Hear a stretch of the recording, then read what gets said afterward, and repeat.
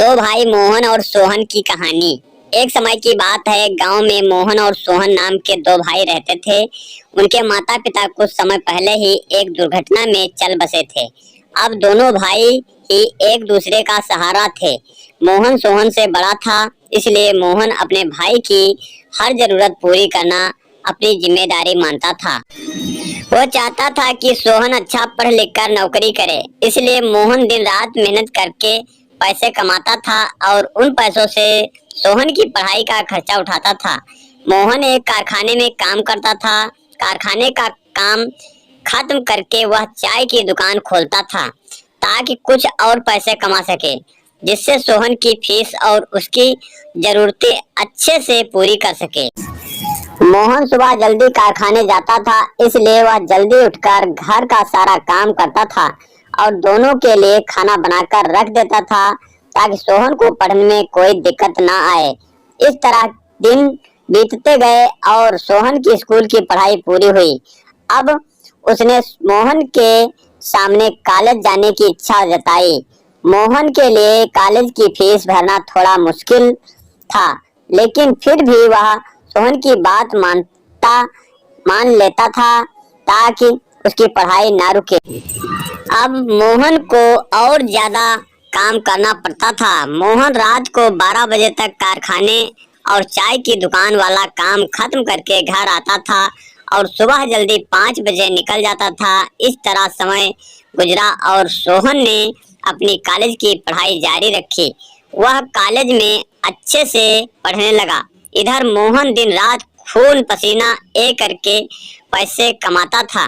मोहन की नींद पूरी नहीं होने से वह कुछ बीमार सा रहने लगा था। फिर भी वह हर हाल में काम करता रहा। उसके मन में एक ही उम्मीद थी कि सोहन पढ़कर बड़ा आदमी बनेगा तो सब ठीक हो जाएगा और उसे इतना ज्यादा काम भी नहीं करना पड़ेगा।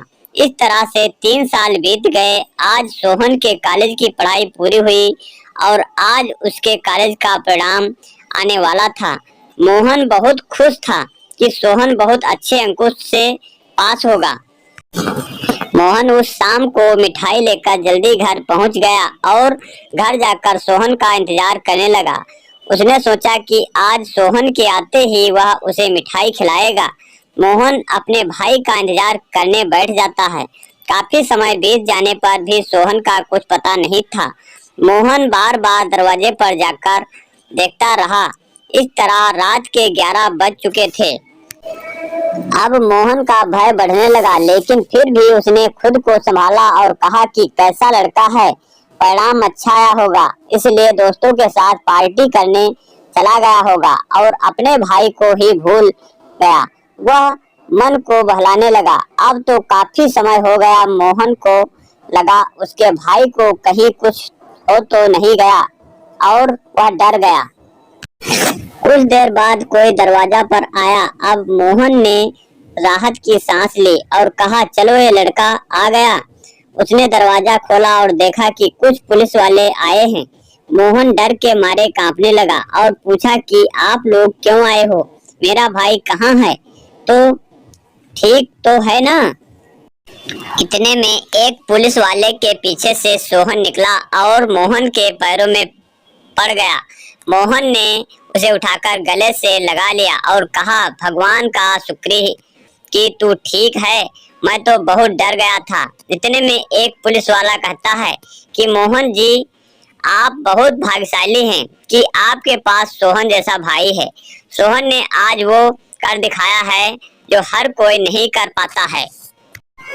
इसने अपनी कॉलेज की पढ़ाई के साथ पुलिस की भर्ती की तैयारी भी की थी। आज उसके परिणाम भी आए हैं।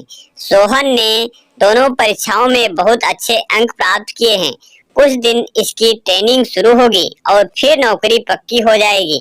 ये सुनकर सोहन ने कहा कि भाग्यशाली तो मैं हूँ जिसने ऐसा भाई पाया है। इन्होंने मेरी हर जरूरत को पूरा किया है और उसके लिए कड़ी मेहनत की, लेकिन अब समय आ गया है कि ये आराम करें और मैं इनकी हर जरूरत पूरी करूंगा। ये देख मोहन खुशी से रोने लगा। दोनों भाई आराम से आपस में गले लगे। पुलिस वालों ने उन्हें बधाई दी और सबने मिठाई खाई। इस कहानी से सीख, परिस्थिति कैसी भी हो लेकिन कभी मेहनत करना मत छोड़ो, एक दिन आपको सफलता जरूर मिलेगी। प्लीज इस कहानी को लाइक करें और ज्यादा से ज्यादा लोगों के साथ शेयर करें और ऐसी ही कहानी पाने के लिए हमारे चैनल को सब्सक्राइब करें।